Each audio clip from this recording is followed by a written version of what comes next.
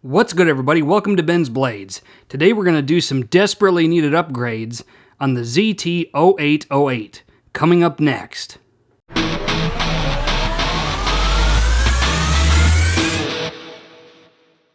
Alright, this knife, let's talk about it. It's got some issues. This is the Zero Tolerance 0808 Rexford. This is in S35VN. And I am at least the second person to own this.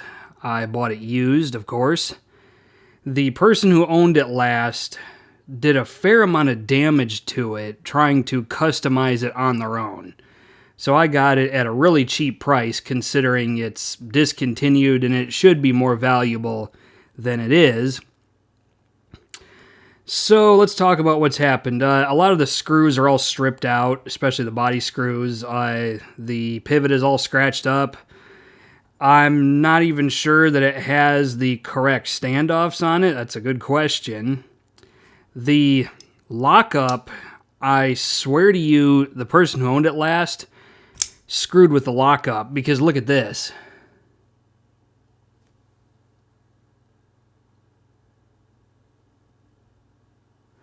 That is like a 90% lockup right there, 80% lockup.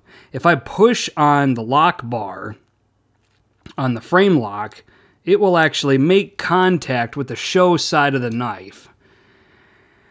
That's a problem. And there is nothing I can do about that besides get a new lock bar insert, and I highly doubt if Zero Tolerance is going to do that. So, oh, damn. Excuse the hell out of me. I just had a Sprite.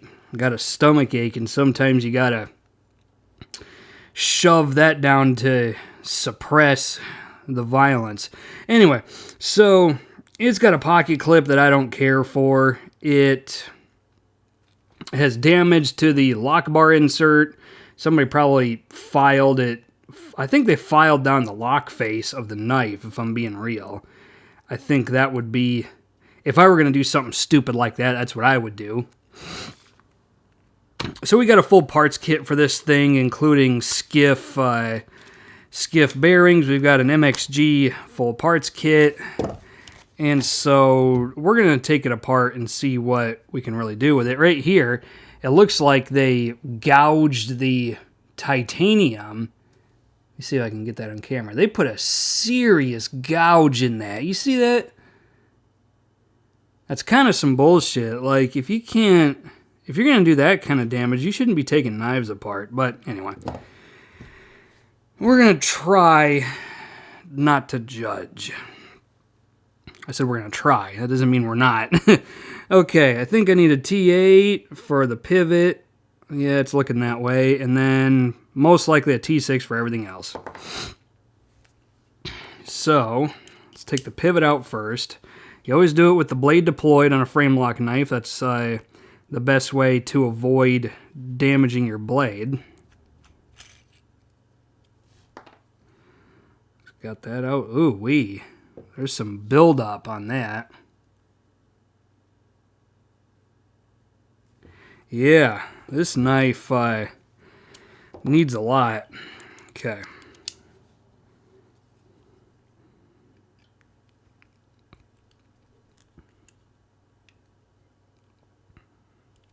Free spinning. So I actually need to dig out the other T6. Look at that, got it right on the first time. I'm just going to use the wear a bit driver. For some reason I didn't think I was going to need the bit driver, so it didn't end up in the thumbnail. Those things never end up perfect anyway. So let's just keep it out and do this with all of them. See if this one will even... Yeah, it's not stripped out enough that we can't get it off. So at least there's that. I'm going to leave you right there in case I need you again. One came out. How about this one? You coming out? There you go. Interesting. The back screw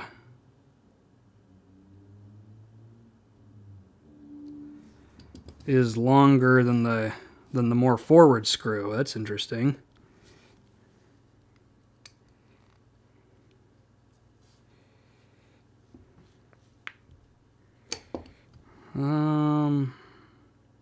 What can I do to get this out of here? Maybe pushing the pivot out will help. See if I can work that out a little bit.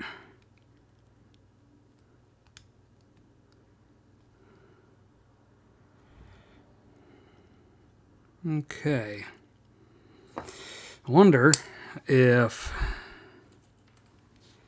a Q-tip will, or not a Q-tip, a toothpick, because this is too big to go in. Actually, no, it's not. There we go. I didn't even need a toothpick. I was going to push it out with a toothpick, but the crossbar lock disassembly tool got it. Okay, there's the pivot. Pivot doesn't look like it's had too much damage. It looks fairly typical. Take the blade out right there. I'm going to set you off camera just over there. Then the bearings fall out.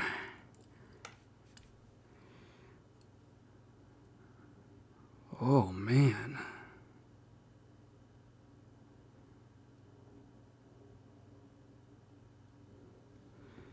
This thing's been through a lot.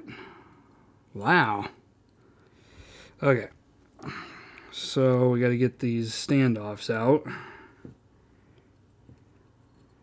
Am I going to have to whip out the flits again? Jesus Christ.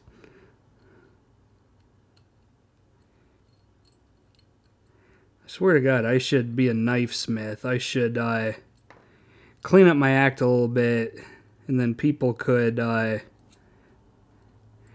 pay me a modest amount of money to fix their knives up for them.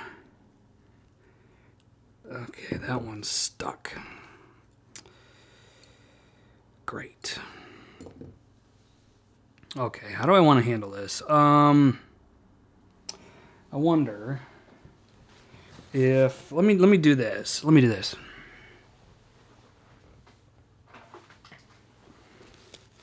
Have these rubber gloves that should provide a little bit more grip.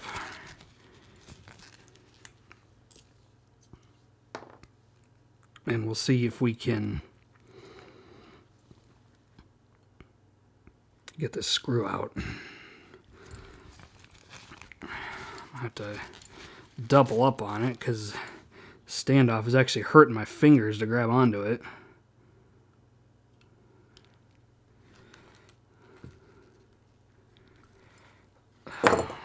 Oh man, that is really stuck.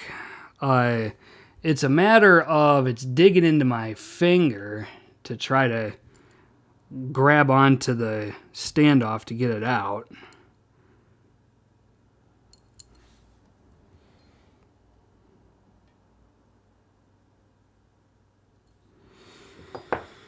Okay, let me stop and think about this for a second. Okay, so the rubber glove didn't work. That's unfortunate. So we're going to go to the Leatherman. I'm missing my vice grips. Otherwise, I would be possibly using that instead.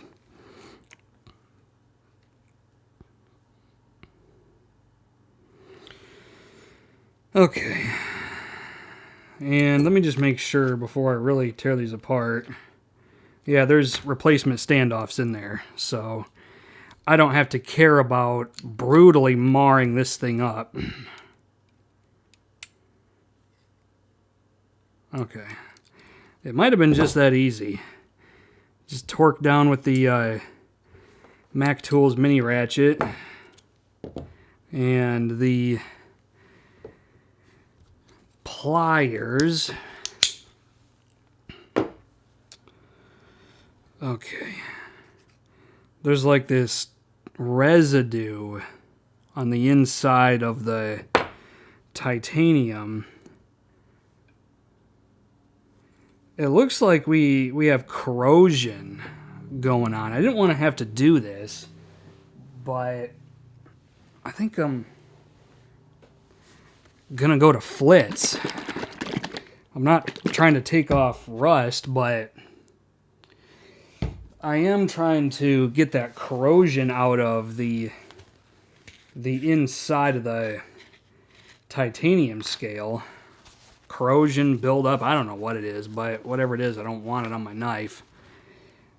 So we're going to go ahead and take this thing, and I'm going to apply flits to this pretty liberally, just because it's a side of the knife that you're not going to see anyway. So, and that got most of it already. Okay, that's better. I'm going to get this this excess out of the pivot area, because that's where the bearings are going to go, the cutout for the bearings, and you do not want a micro abrasive like flits in that area. That's really bad. Do I care about the corrosion that's in here? Let me see if I can get that out too. See if the flits will do anything about that. Yeah, it's doing something. 2 videos in a row where I got to use flits to fix a knife that has been used negligently. The Benchmade 4A, that needed flits because I just didn't take care of it very well. Like the the Benchmade 4A, I went swimming with that. That was my own fault, but so I guess I shouldn't throw stones at glass houses. Okay. I actually might send this in to the Way of Knife to get some refinishing work done. If we're really trying to get this knife as close to perfect as we can. I actually wonder if the Way of Knife could fix the lock bar insert. Somehow I doubt it. I've never heard of anybody being able to do that. But then I've got a Hinder Eclipse that had the blade completely replaced. I sent it into Hinder and they just fitted it with a brand new blade. So I guess where there's a will, there's a way. This scale is mostly fine, so I'm not super worried about that. Okay, get a fresh rag. Let's just get the old parts out of here. Since we are going to replace absolutely everything, including the bearings, I want to make sure that I don't have a mixture of new and old parts. Okay, slip 2725 for the cleanup.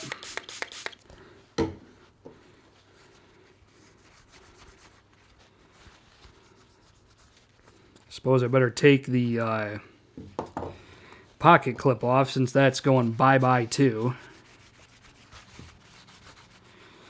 I only use pocket clips probably about 20% of the time anyway, but when I do, I don't want a low-profile pocket clip like this on it. I want a deep carry one so the knife just gets way down in the pocket.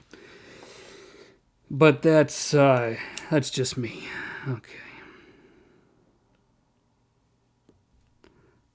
Lefty-loosey. Okay.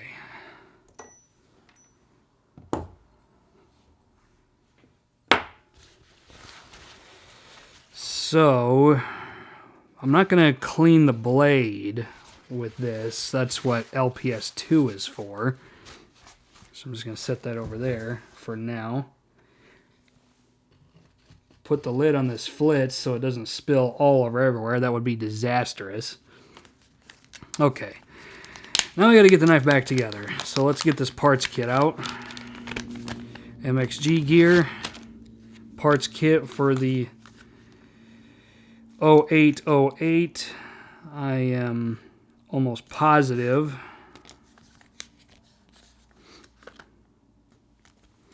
get this long screw that was in the back. Yeah, so these are the back screws. These are the front screws and the pocket clip screws. And the lock bar insert screw. Okay. So, I'm going to get the flits out of there. That hole is really, that thing has been screwed with quite badly. It's almost like the dude used power tools. Okay, so we need to assemble the back side of the pivot first, because that is, or not the back side of the pivot, the lock bar side of the knife. I could sit here and just ramble indiscriminately, and people would think I'm crazy. Okay, so this goes in, captive pivot, and then the skiff bearings. Always make sure you've got the right size for your knife. Slip 2000. Actually, no, this is ALG Go Juice. It's like what this stuff is, ALG Go Juice. It's not Slip 2000. That's what the 725 is. The lubricant, or the cleaner I use to clean the knives. Lubricant, good God. I've officially lost my ability to think straight. This knife has me beside myself. Okay. Now, before I go any further, it looks like these screws are just about all the same. The back screw is longer on either side. Whoa. This is a T8. I am almost positive. Yeah. And I'm going to use the Wera bit driver to take the lock bar insert screw out. And that requires a T8.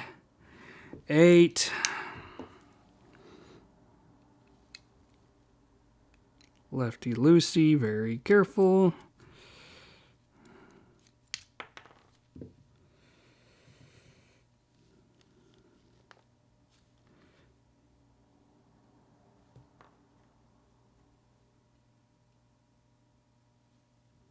Well, now I dropped it. I just can't tell which one is the new one, which one's the old one.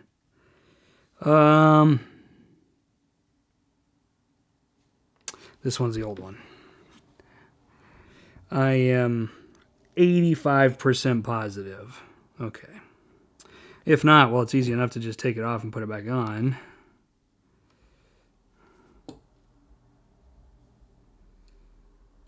Lock bar insert screw going in. Just like so.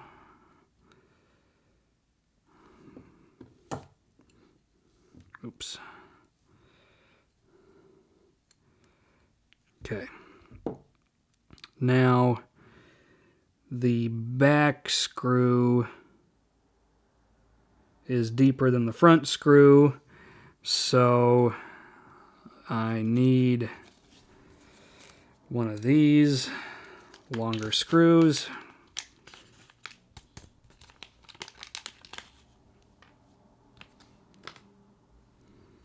For the standoff.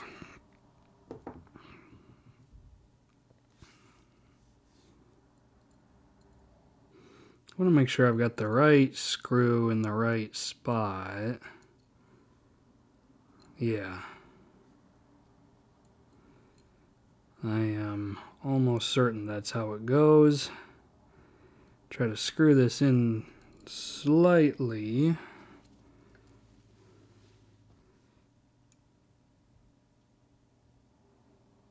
I almost wonder, the more I look at this, the more I wonder if this was the exact parts kit that this other person tried to install and they jacked it up.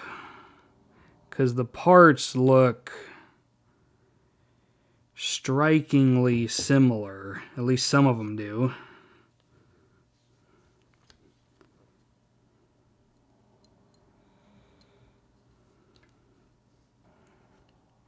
You know, upgrading knives and swapping out parts is not remarkably difficult for me. But I suppose it could be difficult for some. I wonder. I think he had the wrong screws in the back part of the knife. I think he put the pocket clip screws in the back standoff.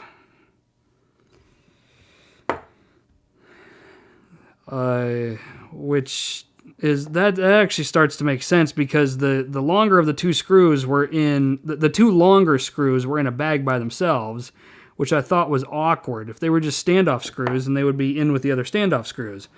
But then if you put the friggin' pocket clip screws in the back standoff, and then he stripped out the screw heads, getting them to get tight enough, he might not even have realized the mistake he made, which is deeply unfortunate. It is what it is. Okay. Go juice on the top of this. Just a tiny little bit. And then the blade goes on. Actually, before we do, I'm going to put some arrow shell on the pivot just because it's a new pivot. Because normally this would just go around the detent ball. And along the detent path is normally what I use arrow shell for. But in this case, putting it on the pivot is not unwise. Probably a smart thing to do.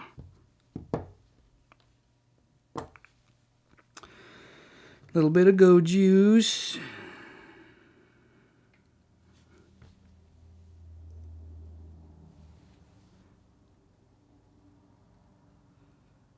Okay. Now, here comes the standoff. Or not the standoff, the show side of the knife, the part that I can't think straight. The show side of the frame, the scale. Good God, Ben. I swear I'm not drinking. If my boss is watching this, I did not start drinking. I want to, but I didn't.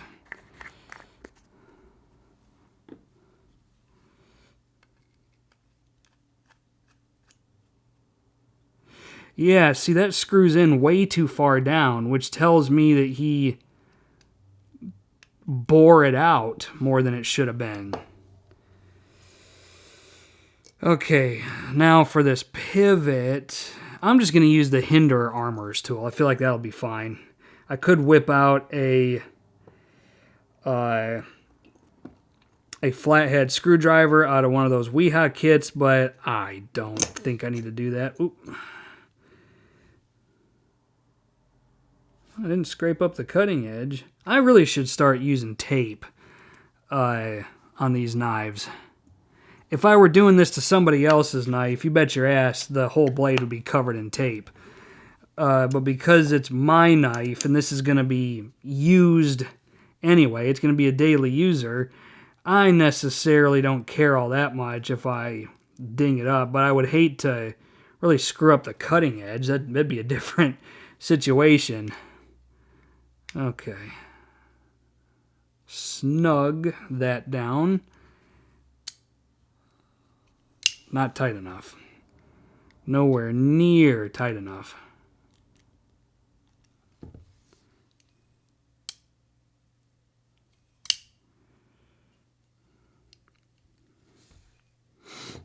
What I'm going to do is stick that in there.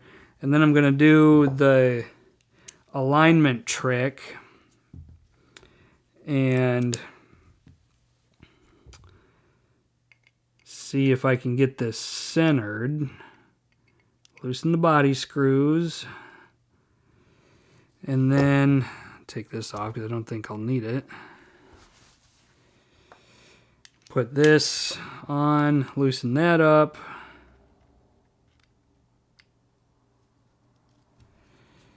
Okay. And then tighten everything down little bits at a time.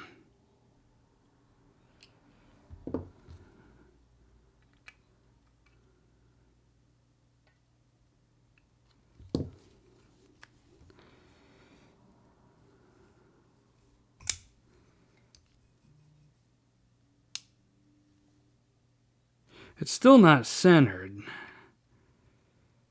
There might not be all that much I can do about it.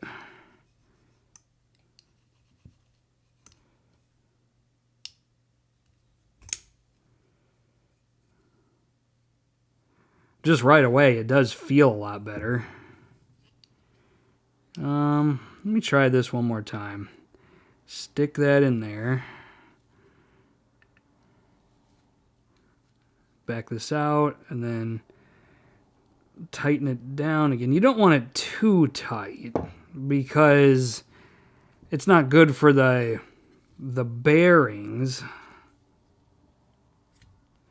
Plus, it makes it not fidget friendly anymore.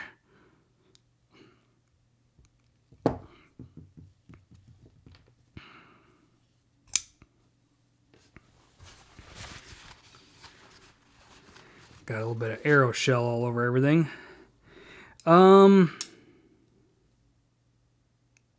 Yeah, it's not centered, and I don't think it's really gonna be. I mean, I could just take it completely apart and start over and try it again. And sometimes that does work. If you just disassemble it and reassemble it, sometimes that works out quite well. Other times, well, not so much. It wasn't quite dead. Now we're too tight. It wasn't quite dead center when we started. I should have done a function check before we started, but it was slightly closer to center than this. So we're a little bit worse off on the centering. But this is a really beat up knife that is going to be kind of a beater use knife anyway. So do I really care that it's not perfectly centered? No, this isn't a show and tell knife. This is a throw it into the pocket, throw it in the toolbox, throw it in the glove box, kind of beat it up knife at this point. It has no collector value because it's been screwed with so much and not particularly gently. So it really doesn't matter what I do to it at this point. Let's do the pocket clip. And then, yeah, it goes on this side. Oh yeah, that's way better. I I love these deep carry pocket clips. This is MXG. This is not even Lynch Northwest, which is what I would normally go for. I put everything away, and I need to put this pocket clip on. What am I thinking? Okay. Is one longer than the other? No, they're about the same length. Okay. Yeah, you know, something that this should show you, I'm sure other people have done videos like this too, but, you know, not every disassembly video or rebuild video or upgrade video, some of them just don't go according to plan. There's not much you can do about it. You know, you do your best, but they don't always turn out well. I still think this knife is better off than it was when we started. But, you know, I wish I could have done better. Okay. And there we go. Feels good. I wish there was some jimping on it, but that's just the way the knife was designed, is no jimping for me or anybody else who owned it. It's, yeah, it's unfortunate that had to happen to this, because the Rexford knives are really awesome stuff. I have another Rexford knife. I have the 0801 from ZT, and that one is in perfect shape. I have a upgrade kit for that from XXX Adrenaline XXX, but, you know, I could just leave it alone and it might have more collector value, but, you know, this one, the other Rexford knife, I'm not selling those. So I feel content to swap out parts and just do whatever. Okay, last thing, we need the LPS 2 for the blade. And then we'll get out of here.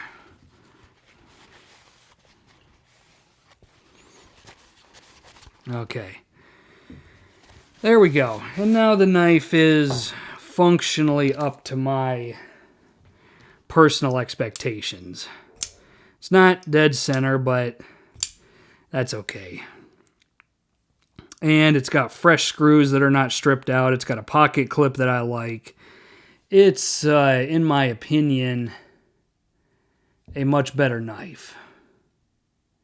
It's not going to go back to center, but whatever. It is what it is. Okay, that's it. Zero Tolerance 0808 with a fresh parts kit. Questions, comments, put them in the comment section of the video. Otherwise, until next time, this is Ben from Ben's Blades telling you, carry a knife everywhere you legally can. I'll catch you later.